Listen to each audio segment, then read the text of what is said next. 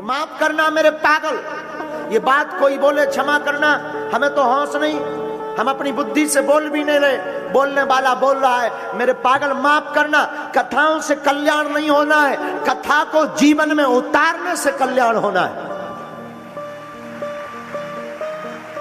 और तुम गलती करते, तुम सोच लेते कि हम कथा में बैठ गए, हम बहुत धर्मात्मा हो गए, आज तक के हमारे सब पाप नष्ट हो गए। महाराज जी ने कहा जो कथा सुनता है उसके पाप नष्ट हो जाते, अब खूब पाप और करें, फिर कथा सुन लेंगे तो फिर मिट जाएंगे ठटरी के बरे।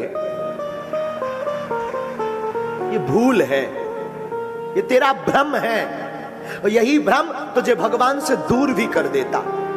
पर तू भगवान को कोसता है, भगवान ने अच्छा नहीं किया, उपद्रव कर दिया, हमारा सब बर्बाद कर दिया। तू जिया ही नहीं पागल,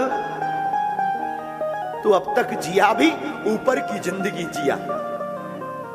तू कथा में भी जाता है तो दूसरों को देखने के लिए, कौन आया है, कौन क्या कह रहा। तू कथा में भी जाता अपनी महिमा बनाने के, तुझे कथा में भी सम्मान चाहिए। माफ करना, कथा में सम्मान नहीं, कथा में हनुमान चाहिए, ये बात लेकर आ। सम्मान मांगता तू कथा। माफ करना, मुझे बहुत बुरा लगता कई बार जब मंचों की वीआईपी व्यवस्था होती तब दिल एकदम खोलता है हमारा। मंचों पर वीआईपीओ के, क्षमा करना, गरीब सिर्फ ताली बजाने के काम आता है। मंचों पर फोटो खिंचवाने वाले ज्यादातर लोग फोटो के चक्कर में मंच पर आते हैं। और ये बात कोई गुरु इसलिए नहीं बोल सकता क्योंकि सब गुरुओं, माफ करना, सबको, कई लोगों को लगता कि हमारी व्यासपीठ मिट ना जाए, हमारी व्यासपीठ कोई छोड़ा ना ले, हमें कोई बुलाए ना। हमें इसका भी भय नहीं कि तुम हमें बुलाओ या ना बुलाओ, पर ये पीठ सत्य बोलेगी, बोलेगी। कथा में सम्मान के लिए नहीं, हनुमान के लिए आओ, वरना आओ मत। आना बंद करो, तुम टाइम बर्बाद कर रहे हो 3 घंटे का। घर के भी तुम ताने सुन रहे कि बड़े भक्त तो बने, क्या कर लिया तुम्हारे भगवान ने। दरअसल तुम भक्त बने ही नहीं, दरअसल तुमने कथा सुनी ही नहीं, तुमने तो कथा को एंजॉय किया। और ये लाइफ एंजॉय विथ नहीं है, कथा एंजॉय की नहीं होती, कथा तो जीवन जीने की कला होती। डूबो इसमें, गहरे में उतरो। आप कहोगे महाराज गहरे में कैसे उतरना है? एक पात्र को चुनो, ये पात्र हम हैं। जब कथा सुनते सुनते तुम्हारी आंखें बहने लगे ना, कथा सुनते सुनते तुम्हारा दिल फूटने लगे, कथा सुनते सुनते तुम्हारा मन आह्लादित होने लगे, कथा सुनते सुनते तुम्हें अपने इष्ट की याद आने लगे, कथा सुनते सुनते शरीर रोमांचित होने लगे, तब तुम समझना तुम डूबने लगे। और माफ करना मेरे पागल, ये दशा जिस दिन तुम्हारी हो जाएगी तुम नहीं समझ पाओगे। ये दशा जिस दिन हो जाएगी वो बगल वाला समझ पाएगा। जो डूब जाता वो बोल नहीं पाता है, चिल्लाता तो वो है जो डूबा नहीं, वो कहता बचाओ बचाओ बचाओ मैं डूब रहा। वो खाक डूब रहा, झूठ बोल रहा, कंठ तक जल में गया है इसलिए वो चिल्ला रहा बचाओ। जो डूब जाता वो बोल नहीं पाता, वो तो डूब जाता तो समाहित हो जाता।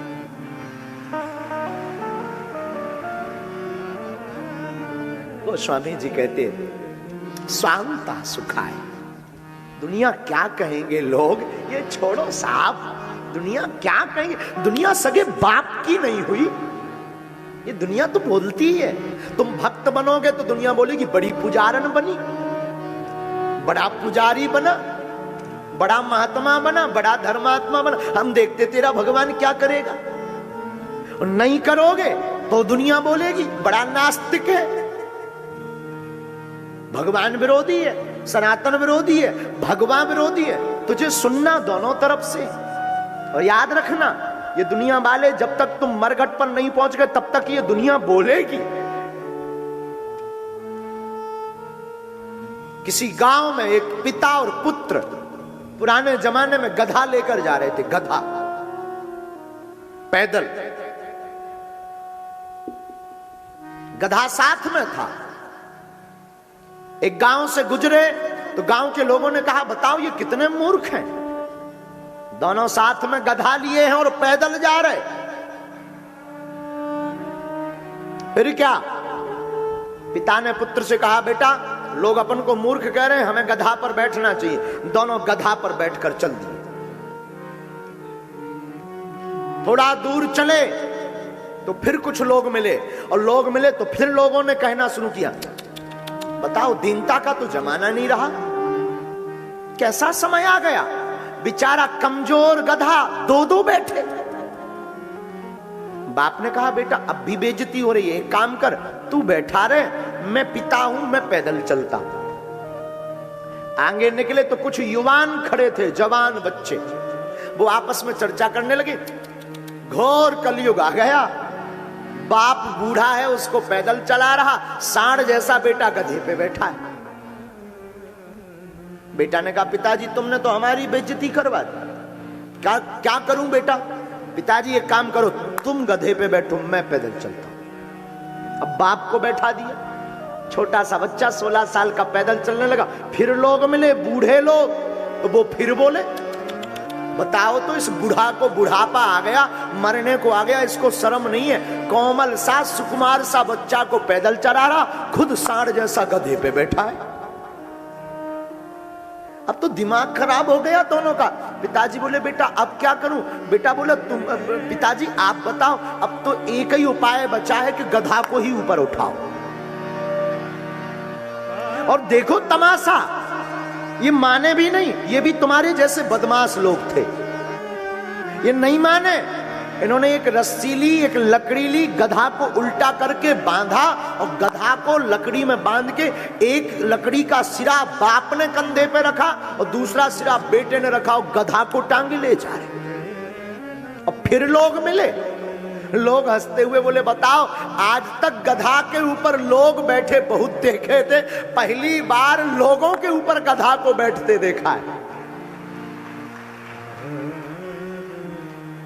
हुआ क्या, एक नदी आई, गधा फड़फड़ाया, तीनों नदी में भड़ाम से धम मुड़े, दोनों तो जैसे तैसे करके बच गए, गधा मर गया। वापस आए तो दोनों बैठकर कहने लगे, जान बची तो लाखों पाए, लौट के बुद्धू। पागलो, ये दुनिया हमेशा बोलेगी, बोलती रहेगी। तुम एक काम करो, उठो, जागो, और आज से प्रण लो, दुनिया का काम बोलना है। तुम जब तक हनुमान के ना हो जाओ तब तक रुकना नहीं। दुनिया क्या कहेगी, भाड़ में जाने दो। तुम्हारा दिल कहता है कि कथा में ठुमका लगाना चाहिए तो झूम झूम नाचो। तुम्हारा दिल कहता है बागेश्वर धाम के लिए पागल होना चाहिए तो हो जाओ। तुम्हारा दिल कहता है राम का झंडा गाड़ना है तो सोचना नहीं कि लोग क्या कहेंगे, गाड़ दो।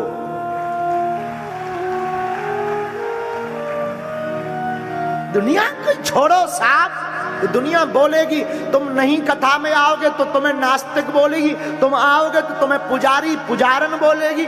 इनके चक्कर में मत पड़ो, चक्कर में पड़ना है तो रामचरितमानस के चक्कर में पड़ो।